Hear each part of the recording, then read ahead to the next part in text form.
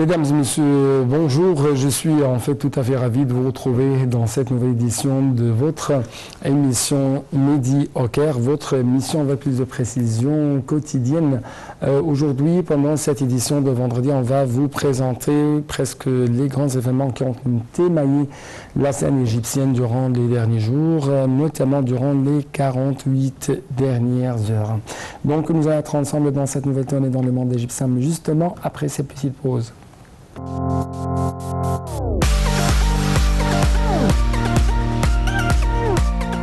Donc, commençons tout de suite cette nouvelle tournée dans le monde égyptien par des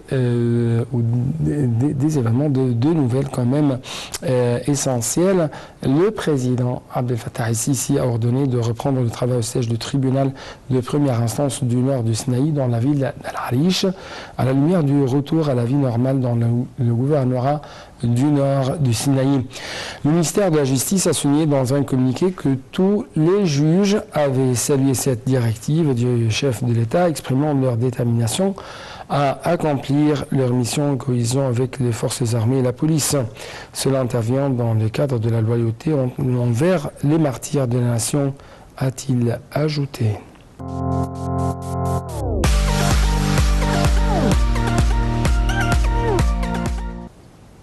D'autre part, le président Abdel Fattah el-Sisi a ordonné de poursuivre la mise en œuvre de la stratégie de développement du canal de Suez pour renforcer sa position unique en tant qu'une voie navigable dont dépend le commerce mondial et l'un des affluents soutenant l'économie égyptienne. Le président a tenu ses propos lors de sa réunion avec le Premier ministre Mostafa Madbouli et le président de l'autorité du canal de Suez, Oussama Rabia, sur le suivi des activités de l'autorité du canal de Suez, selon la déclaration faite par le porte-parole de la présidence, Bassam Radi. Monsieur Rabia a passé en revue les indices de la navigation mondiale au canal de Suez lors des derniers 3 ans, affirmant que 18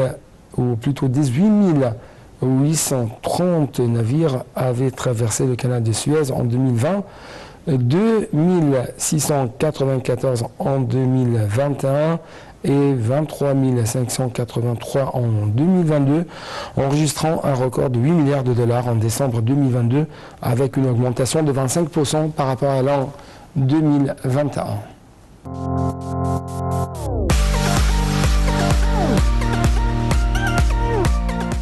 D'autre part, le président égyptien Abdel Fattah el-Sisi a donné des directives de réaliser le développement du zoo à Gizeh, à l'instar des autres parcs zoologiques mondiaux.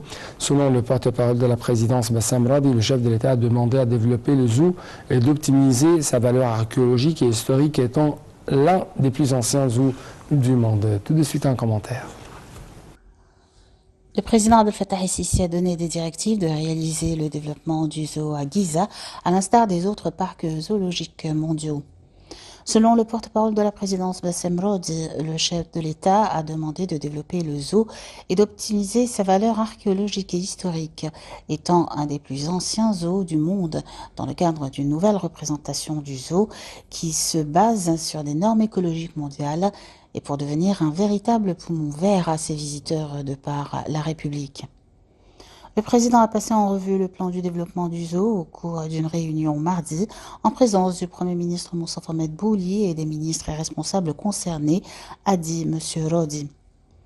Il a pris acte des mesures d'amélioration de l'efficacité du jardin, de la préservation des bâtiments antiques et historiques et des propositions avancées en vue d'augmenter les espaces verts, les zones commerciales, en sus de la construction des parcs d'attractions.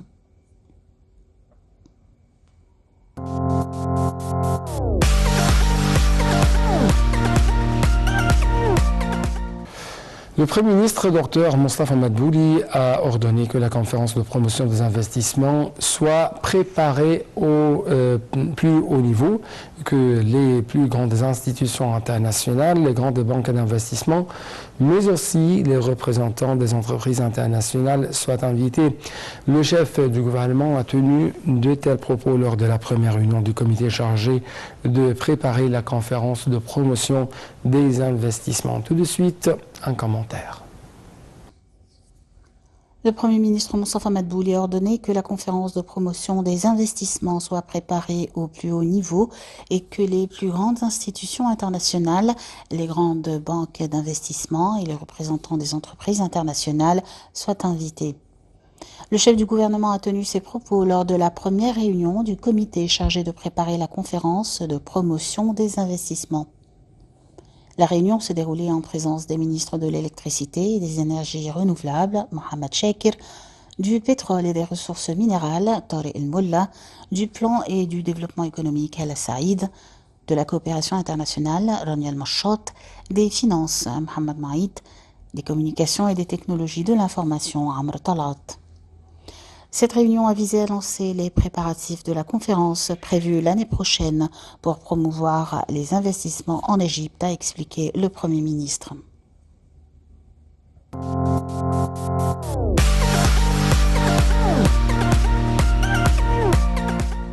Le Premier ministre, Dr Moustapha Madbouli, a tenu une réunion avec le gouverneur de Gizeh, M. Ahmed Rachid, pour suivre l'état d'avancement de travaux dans un certain nombre de projets, dont de divers secteurs. Au cours de cette réunion, M. Madbouli a souligné l'importance du suivi continu de projets mis en œuvre qui contribuent à améliorer le niveau des services offerts aux citoyens. Pour sa part, M. Rachid a passé en revue l'état d'avancement des travaux dans un certain nombre de projets d'axes routiers qui sont mis en œuvre dans le gouvernorat de Gizeh, y compris celui de l'axe routier de 26 juillet.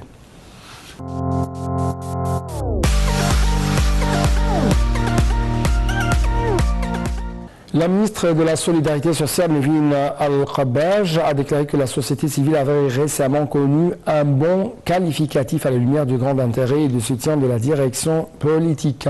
La société civile est passée par plusieurs étapes, commençant par son engagement dans la charité, puis son intérêt à fournir des aides d'urgence et des services ensuite, son rôle dans le développement global de la société et de la liaison entre les objectifs de développement durable et la stratégie des droits de l'homme, selon les déclarations faites par la ministre de la Solidarité sociale lors de sa participation à une cérémonie organisée par la Commission parlementaire de la Solidarité sociale de la famille des personnes handicapées, dirigée par son président Abdelhadi Al-Qasabi, en présence de l'ancien mufti d'Égypte Ali Goumra. Pour sa part, le président de la Commission de la Solidarité sociale de la famille et des personnes handicapées à la Chambre des représentants, Abdelhadi Al-Qasabi, a affirmé la continuité de la coopération, du partenariat et du dialogue constructif avec la société civile, qui est un partenaire efficace pour atteindre les objectifs de développement durable, conformément à la vision de l'Égypte.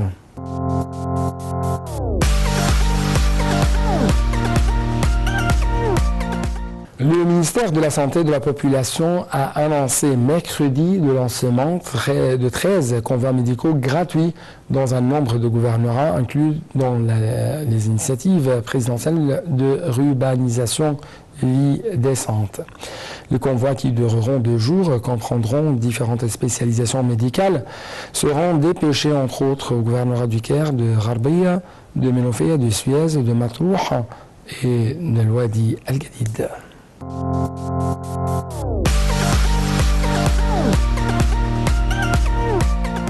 Le Premier ministre, Dr Moustapha Madbouli, a adressé un message de vœux au pape Tawadros II d'Alexandrie, patriarche de la prédication de Saint-Marc, et ça à l'occasion de Noël.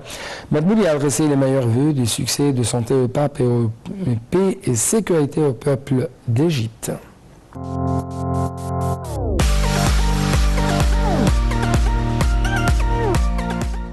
Clôturons donc cette édition par les condamnations successives à l'égard des violations perpétrées par les forces de l'occupation israélienne, par les autorités de l'occupation israélienne quand même.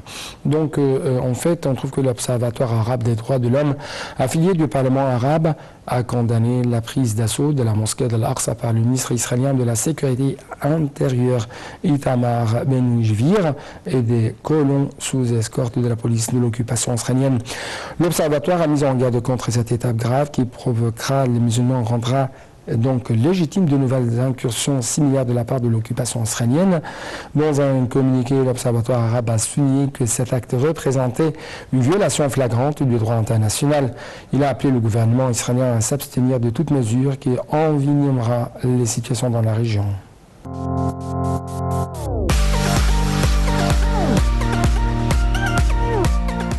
Donc avec ça, nous devons clôturer cette édition. C'est pourquoi permettez-moi de vous présenter tous mes remerciements, mais aussi tous les meilleurs souhaits.